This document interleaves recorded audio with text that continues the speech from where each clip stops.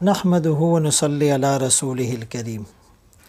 Corona virus کی وجہ سے پوری دنیا کے اندر ایک تشویش کی لہر دوڑ رہی ہے، لوگ تذبذب اور اضطراب میں ہیں۔ قرآن کریم کی ایک آیت کریمہ نظر سے گزری جس میں اللہ کریم نے 16ویں پارے میں سورہ طٰہٰ کی آیت نمبر 97 میں سامری جادوگر کا تذکرہ کیا، چونکہ اس نے لوگوں کو بچڑے کی عبادت پر کنونس کیا تھا، موٹیویٹ کیا تھا، تو اس کو سزا دی گئی۔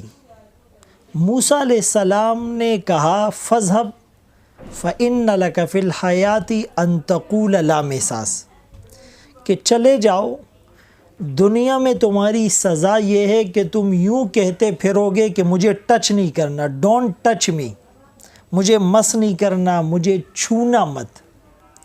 اور آخرت میں جو تمہیں سزا ملے گی وہ تو بہت بڑی سزا ہوگی۔ دنیا کی سزا تو محض ایک ٹریلر اور جھلک ہوتی ہے۔ وَلَنُذِيقَنَّهُم مِّنَ الْعَذَابِ الْأَدْنَىٰ دُونَ الْعَذَابِ الْأَكْبَرِ لَعَلَّهُمْ يَرْجِعُونَ۔ اس آیت کے سیناریو میں عبداللہ ابن عباس رضی اللہ عنہما اور دوسرے مفسرین نے لکھا ہے، تفسیر ابن کثیر میں بھی ہے، کہ اس کو جو یہ سزا دی گئی کہ کوئی مجھے چھوئے نہیں اور میں کسی کو چھوؤں نہیں، چونکہ اگر یہ کسی کو ٹچ کرتا یا کوئی اس کو ٹچ کرتا تو دونوں بیماری میں اور تکلیف میں مبتلا ہو جاتے۔ چنانچہ یہ بیابانوں میں نکل گیا، جنگل میں نکل گیا، صحرا میں، ویرانے میں نکل گیا، اور درندے بھی اس کے پاس آنے سے کترانے لگے۔ تو یہ جو جزا من جنس العمل کا ایک کانسیپٹ اور تصور ہے کہ جس نوعیت کا گناہ کیا سزا بھی اسی نوعیت کی ملے۔ تو چونکہ اس نے کیا کیا تھا کہ جبرائیل امین جس گھوڑے پر آئے تھے اس کے پاؤں کے نیچے سے مٹی لے کر اس نے اس بچڑے میں ڈال دی تھی، تو اس نے وہ کیا تھا جو اس کو نہیں کرنا چاہیے تھا۔ اخذت ومسست ما لم یکن اخذہ ومسہ، کہ تو نے وہ چیز لی، اس چیز کو چھوا جس کو نہیں لینا چاہیے تھا، جس کو نہیں چھونا چاہیے تھا، تو سزا بھی ملی۔ اب آج فحاشی، بے حیائی، عریانی، زنا، گانے، موسیقی، رشوت، سود، کرپشن، بدعنوانی، ملاوٹ، جھوٹ، وہ سارے گناہ جو ہمیں نہیں کرنے چاہیے تھے وہ ہم نے کر لی۔ بلکہ علماء نے لکھا ہے کہ صرف کسی گناہ کو کرنا گناہ نہیں ہوتا، بلکہ کسی نیکی کو چھوڑ دینا، کسی فرض کو چھوڑ دینا، کسی اللہ کے حکم کو چھوڑ دینا، یہ بھی گناہ کے زمرے میں آتا ہے۔ تو اگر ان دونوں کو یکجا کیا جائے تو ہمارے گناہوں کی تو شاید کوئی لیمیٹیشن اور باؤنڈری نہ ہو، ہم تو بالکل اس بارڈر کو کراس کر چکے ہیں۔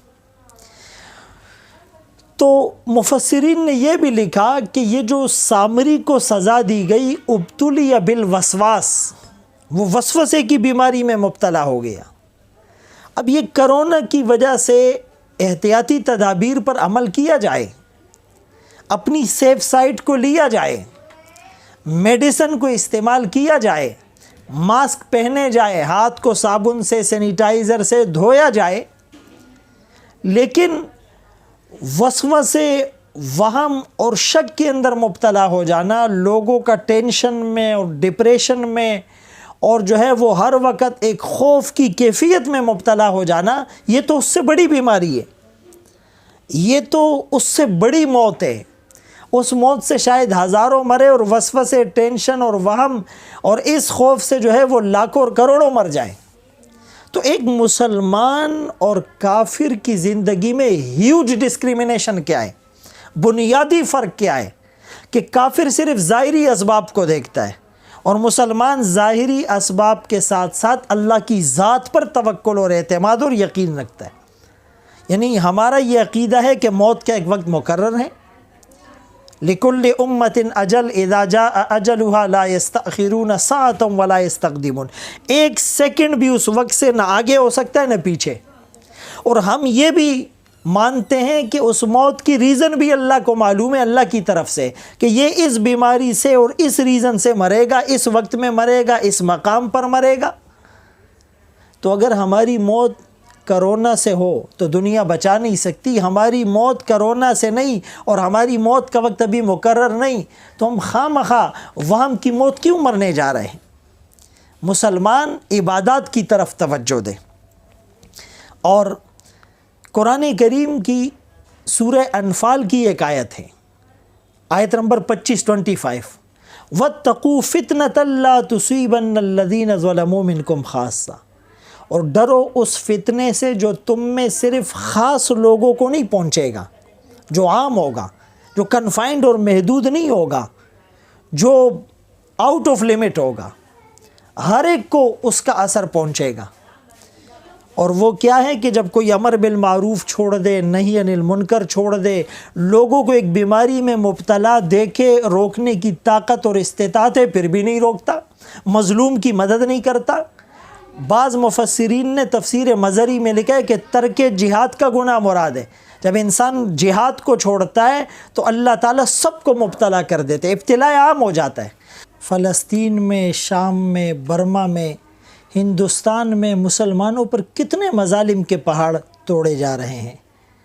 مصائب اور آلام اور قتل و غارت گری اور کرفیو، مسلمان انتہائی تکلیف کی حالت میں ہیں، اور ہم انہیں اس تکلیف میں دیکھتے رہیں. ظاہری طور پر کچھ پوسٹیں کرنے سے، کچھ پروٹیسٹ ریکارڈ کروانے سے، کچھ احتجاج کرنے سے ظاہر ہے کہ وہ ان کے دکھوں کا مداوع نہیں ہو سکتا. تو مسلم شریف کے اندر بھی یہ روایت ہے. زینب بنت جحش رضی اللہ تعالیٰ عنہ روایت کرتی ہیں، رسول اللہ صلی اللہ علیہ وسلم نے جب فرمایا کہ عذاب آئے گا تو انہوں نے پوچھا کہ کیا ہم سب ہلاک ہو جائیں گے؟ وفینا الصالحون، جب کہ ہم میں نیک لوگ بھی موجود ہوں گے، وہ بھی لپیٹ میں آئیں گے؟ تو آپ صلی اللہ علیہ وسلم نے فرمایا ہاں اذن کثر الخبث، جب گندگی اور خباثت عام ہو جائے تو نیک لوگ بھی اس وبا، اس عذاب کی لپیٹ میں آ جائیں گے. اگرچہ یہ طہرۃ للمؤمنین و نقمۃ للفاسقین کا مصداق بنے گا کہ اس عذاب کی وجہ سے مومنوں کے چھوٹے موٹے گناہ معاف ہو جائیں گے، آخرت میں وہ پکڑ سے بچ جائیں گے، اور فاسقین کے لیے دنیا میں بھی انتقام ہوگا اور آخرت میں بڑا انتقام ہوگا.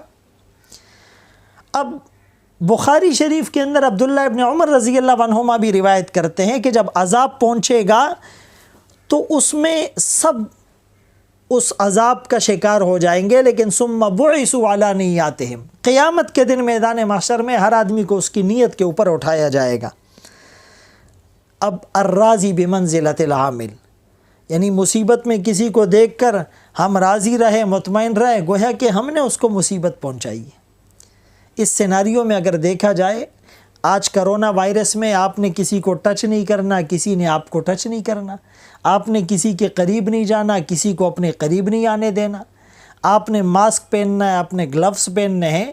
تو یہ احتیاطی تدابیر تو ہیں، لیکن ایک طرح کا عذاب ہے، ایک طرح کی مصیبت ہے، ایک طرح کی مشقت ہے، ایک طرح کی ٹینشن ہے، ایک طرح کی ڈپریشن ہے، ایک طرح کا توہم ہے، ایک طرح کا وہم ہے. تو اگر ہم اللہ کی طرف رجوع نہیں کریں گے، توبہ استغفار نہیں کریں گے، اپنے گناہوں پر ندامت کا اظہار نہیں کریں گے، لوگوں کو ان کا حق نہیں دیں گے، اور اللہ کے حقوق کو ادا نہیں کریں گے، منکرات اور فحاشی اور عریانیت اس سے توبہ نہیں کریں گے، تو اس سے بڑا عذاب بھی ہم پر آ سکتا ہے.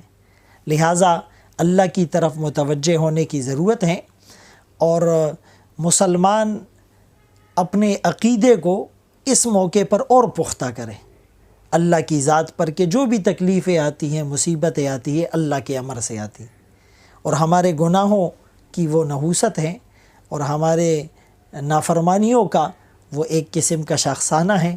اللہ تعالیٰ ہم سب کو قرآن اور حدیث پر عمل کی توفیق نصیب فرمائے۔ وآخر دعوانا ان الحمد للہ رب العالمین۔